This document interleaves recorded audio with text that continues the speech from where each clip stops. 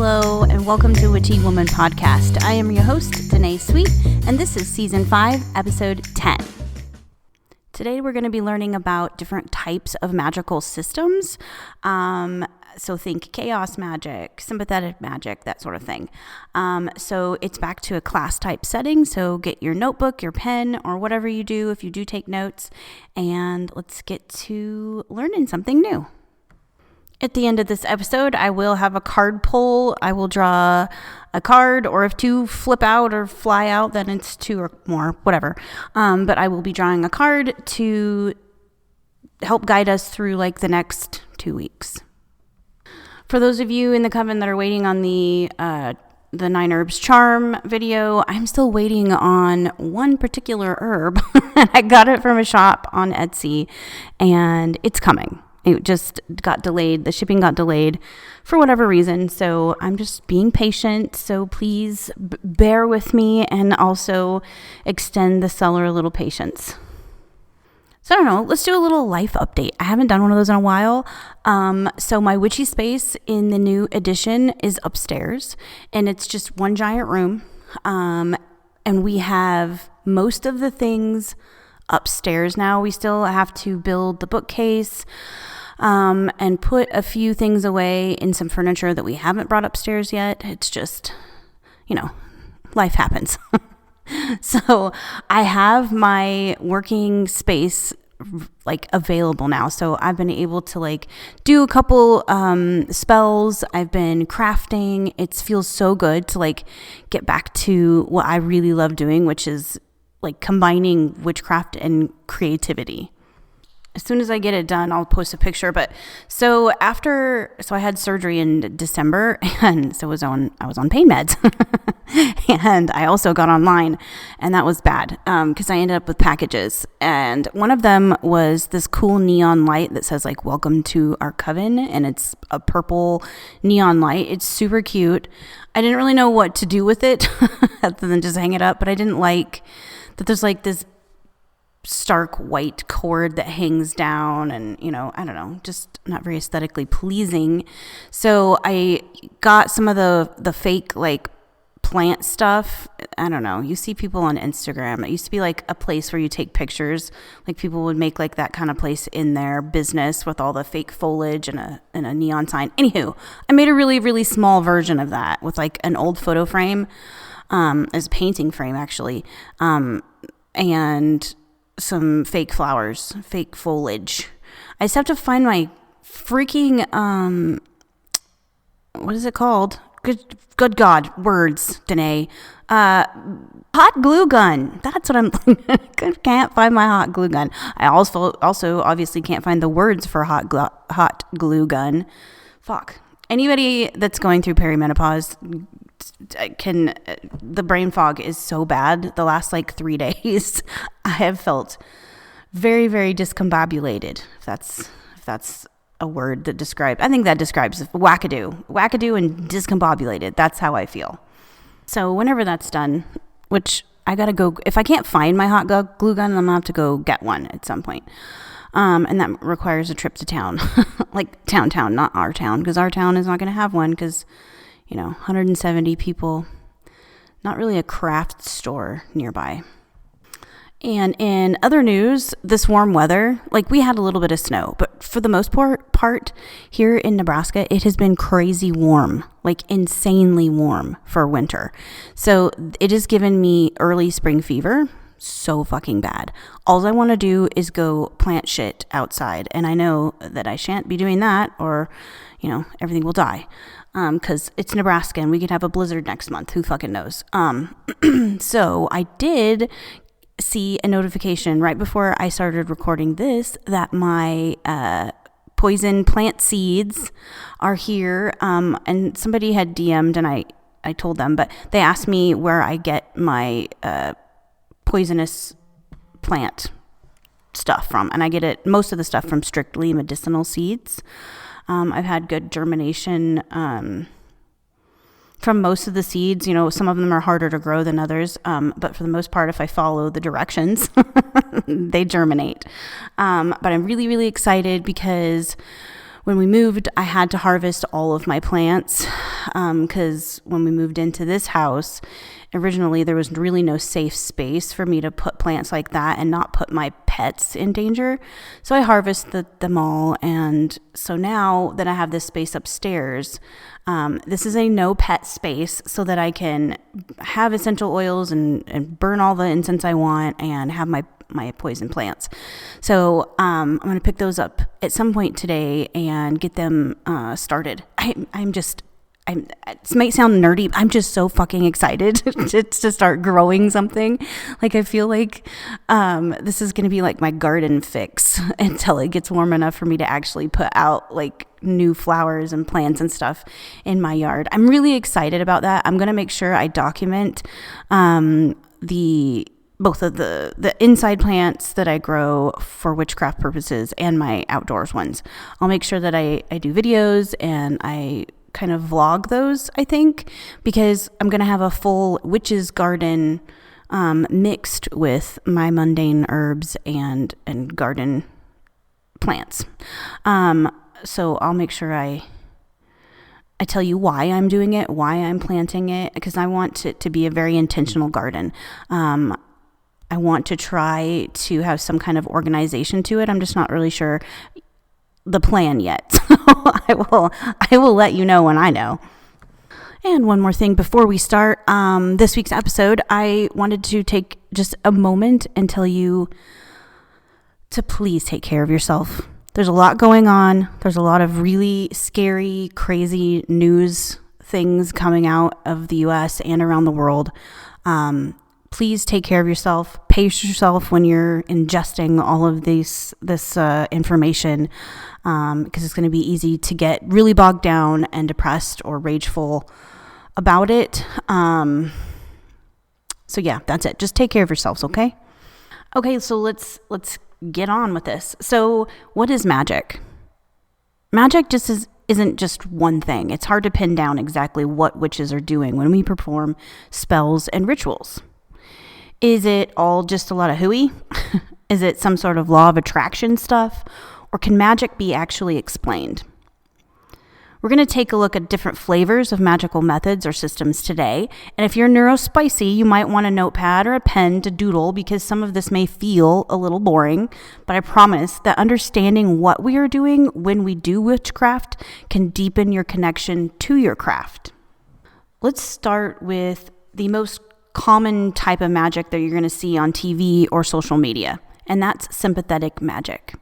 Sympathetic magic is a concept rooted in anthropological and occult beliefs, often associated with the idea that like produces like, or that an object can be influenced by something with which it has a symbolic connection with. Within sympathetic magic, there are two theories that assist in explaining it. There's the law of similarity and the law of contagion. The term sympathetic magic was first written by James Frazer in The Golden Bough, and that was a study in comparative religion in 1889. The law of similarity is one of the Gestalt principles which were developed by a German psychologist to explain how our brains make sense of the world. This one says that when things look or sound alike, we naturally will group them together.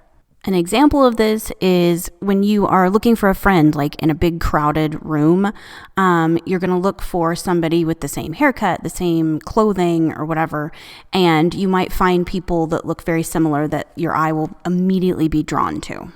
Another example is color cohesiveness within brands.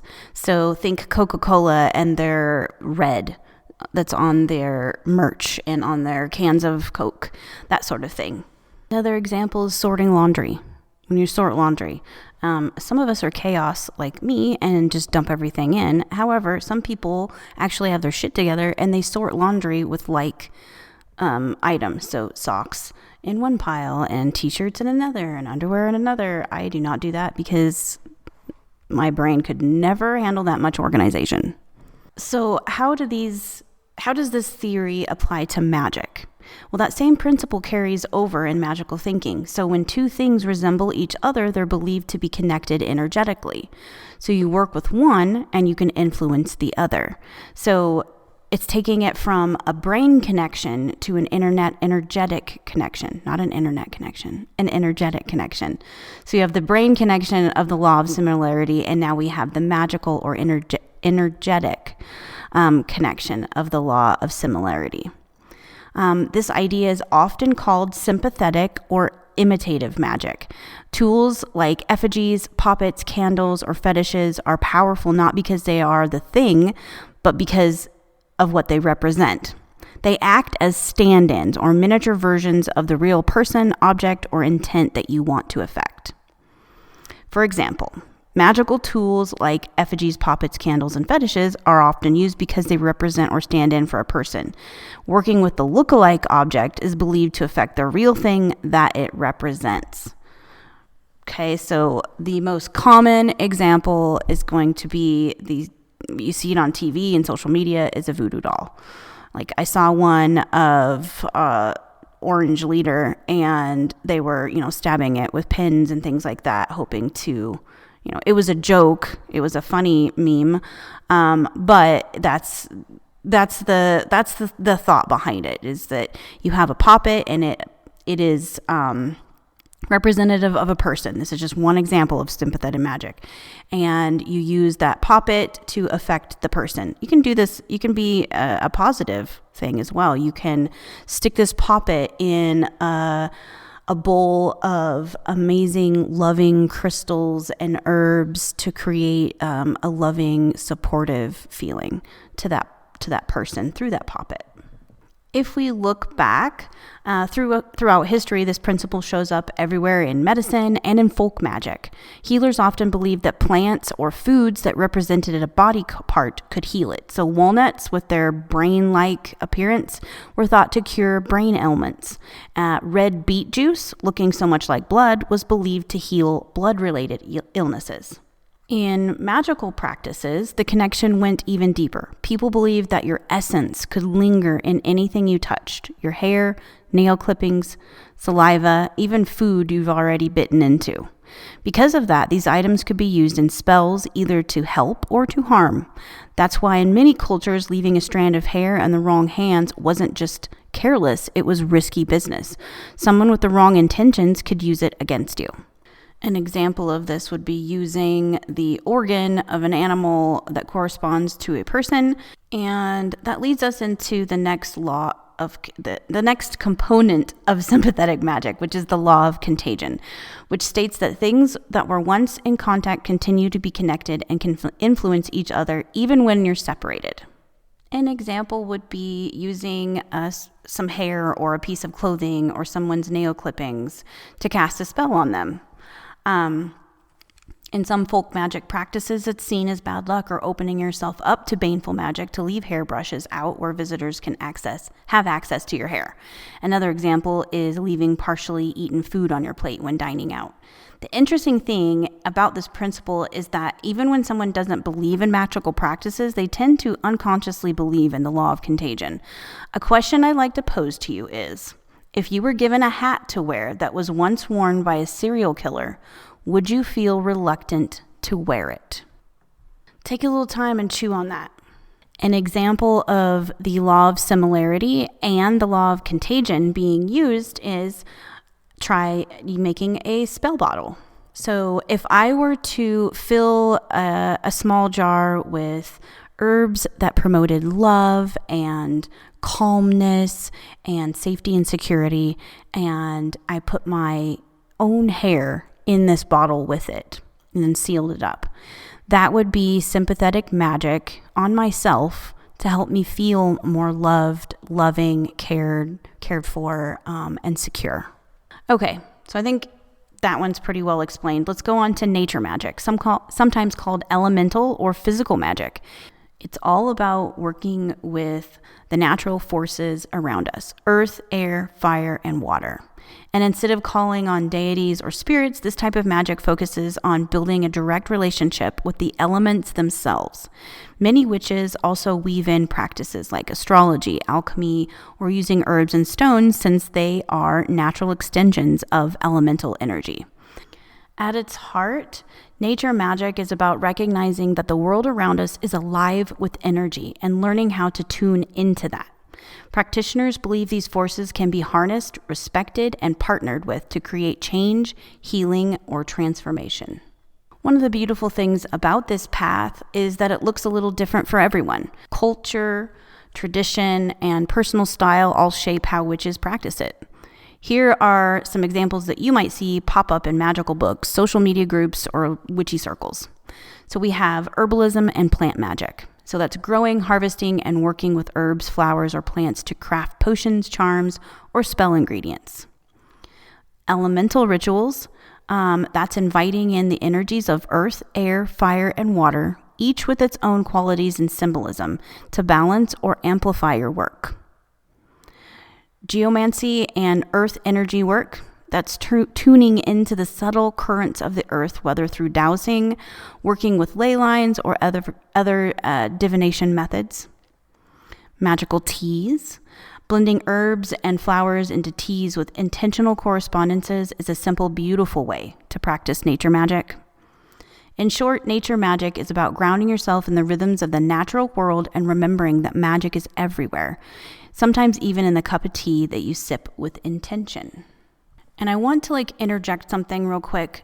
You do not have to make yourself a type of witch. You don't have to be a sympathetic magic witch or a nature magic witch. These are just types of magical systems that you can work with. I am seeing a lot of the what kind of witch am I quizzes and all of that, and I just find them annoying. They're annoying. You can be whatever the fuck you want to be. If you want to, be worshiping nature, but also be a chaos magician and you love some ceremonial rituals sometimes, awesome. You do you, boo. I don't want anybody to be listening to this thinking, oh my gosh, I have to pick one of these. No, these are just ways to create magic. The next kind of magic I'd like to talk about is chaos magic. This is a magical tradition that emphasizes individualism and the belief that belief itself is a tool for shaping reality. Chaos magic emerged as a modern magical movement in the late 20th century, particularly in the 70s and 80s. Its origins can be traced to several key influences and figures within the Western occult tradition. Austin Osman Spare, often regarded as a pioneering figure in chaos magic. Spare was a British occultist and artist who developed his own unique system of magical practice known as sigilization. His work emphasized the power of the subconscious mind and the use of symbolic energy and imagery to manifest desired outcomes. Two British occultists, Peter J. Carroll and Ray Sherwin, played significant roles in formalizing and popularizing chaos magic as a distinct movement. They founded the Illuminates of Thanatos in the late 1970s, an organization dedicated to the exploration and practice of chaos magic. Carroll's book, Liber Null and the Psychonaut in 1987, and Sherwin's The Book of Results in 1978 are influential texts within the chaos magic community.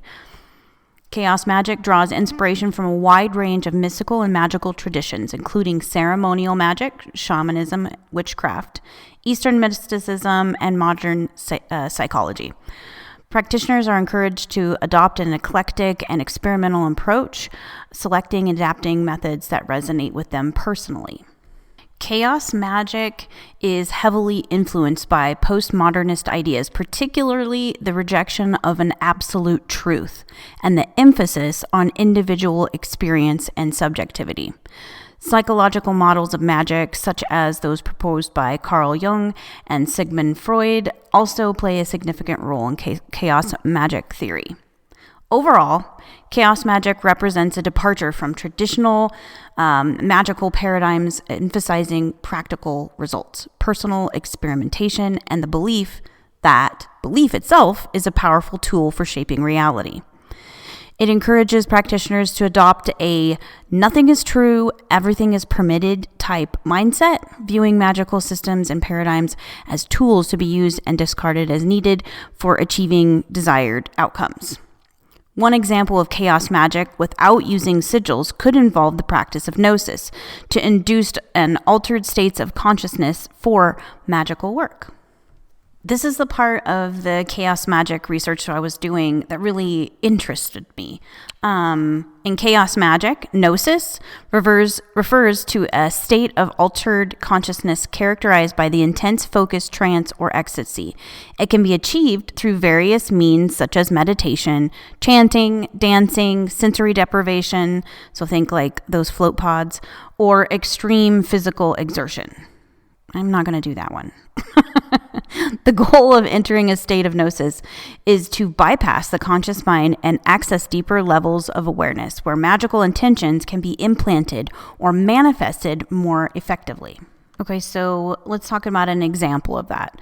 So say a chaos practitioner might perform a ritual to manifest a specific desire, such as attracting abundance or finding a romantic partner.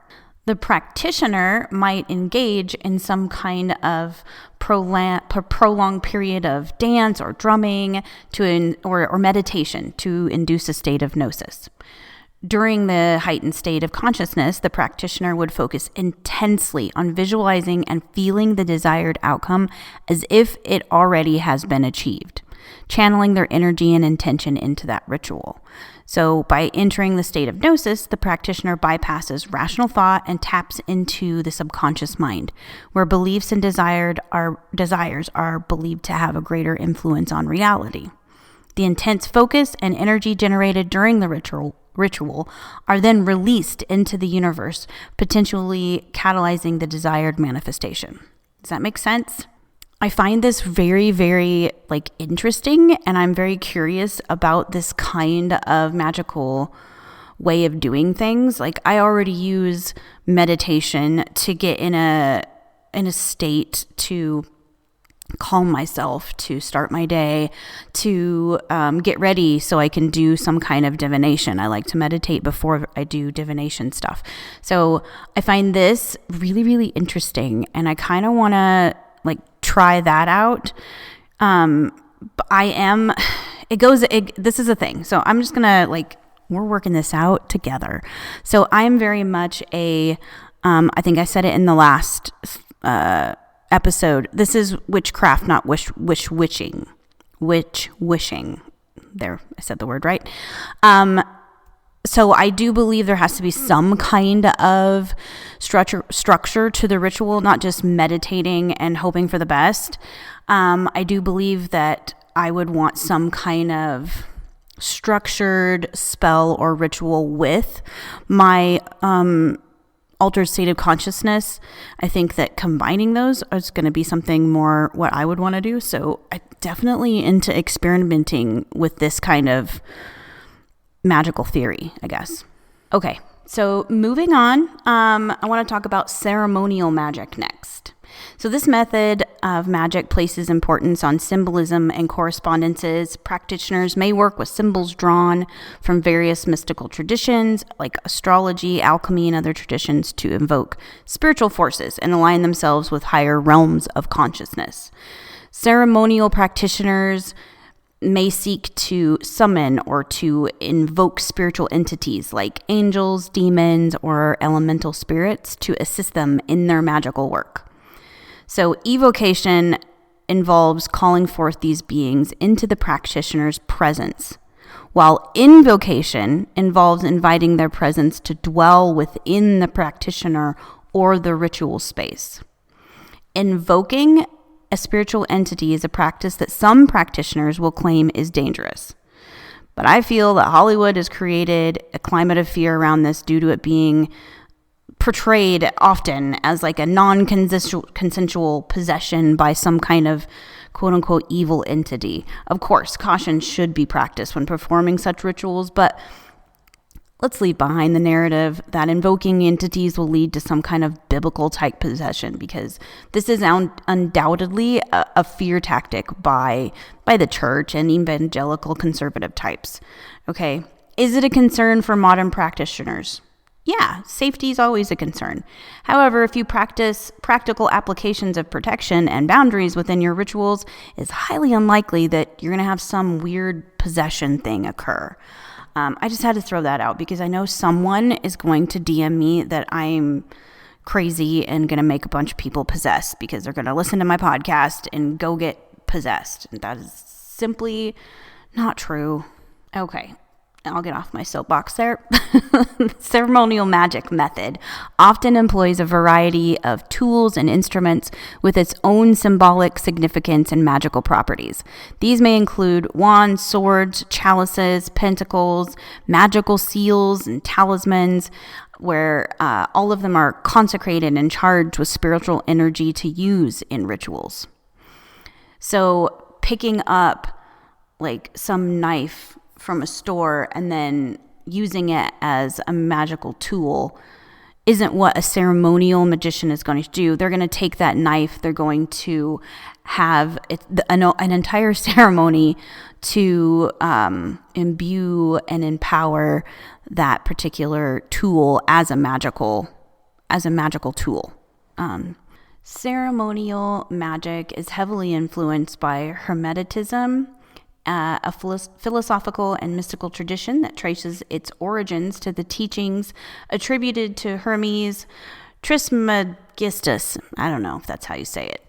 Hermetic principles such as the doctrine of correspondence, so the as above, so below thing that you hear all the time on social media, and the pursuit of spiritual alignment are central to the practice of ceremonial magic.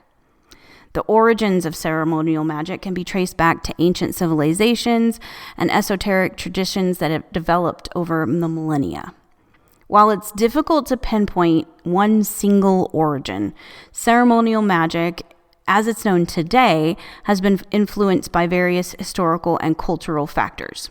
Ancient Egypt, Mesopotamia, Babylon, Judaism, and the Kabbalah, Gnosticism, Hermeticism, medieval and Renaissance occultism, and the Golden Dawn were all influences on ceremonial magic as we know it today. So when you think ceremonial magic, think there are steps.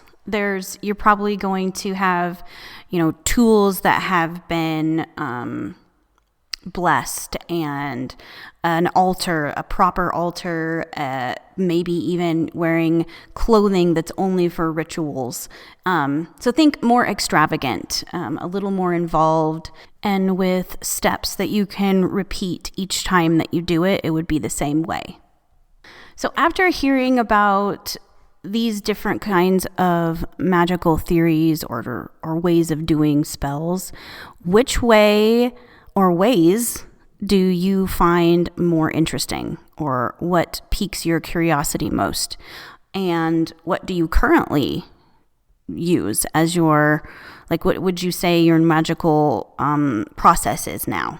So this is going to be one of your big journal entries for those that are following along like you're in class. I would really like you in your book of shadows or notebook or whatever to write however much you want to write about which one of these you didn't like and why, and then which one or ones would you like to try that you haven't tried before, and then maybe also write about your current methods and which one of these or more, which one or ones of these methods that currently would describe how you do your magical practice. Okay, so now we're going to do the end of the episode card pull, and I'm using the Spellcasting Oracle cards. Freaking love this deck. And I'm just asking for what do we need to know the most to help us get through the next 2 weeks?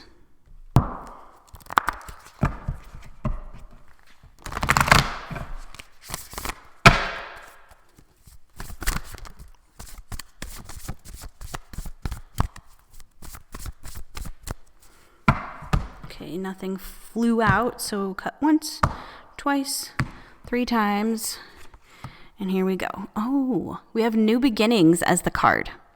It's a really beautiful card. It's as if you're looking through this archway of like, I don't know, to me it looks like I'm looking out an arched window of a castle onto like the landscape, and it's got a waterfall and these mountains and a crescent moon with the sun, which is interesting, and a bunch of butterflies. So this card means transformation. It means paying attention, being in the moment. I think that the waterfall in it definitely is pointing towards maybe this new beginning, or the next 2 weeks may have some high emotions, which is, if you look at the astrology, also, we have Mercury going into retrograde in Pisces, so maybe just schedule in a little extra like meditation or whatever your mindfulness practice is. Do an extra spiritual bath maybe over the next few weeks. Do more than you normally do. But I generally see this as a positive. So look for the new adventures, the new paths that you can walk. Make sure that you're not paying attention so much to like the big picture that you're missing your own life. I don't know where that came from, but that's the advice. Well, I hope that this episode was not too boring for you, but I really think that once we understand the methods and the mechanisms behind how magic works, or at least the basic foundations of how different magical systems work, I think that our practice can be even more powerful than it already was. I think that this is good information. It's just a little dry. So that's all I've got. Until next time, stay witchy. Bye-bye.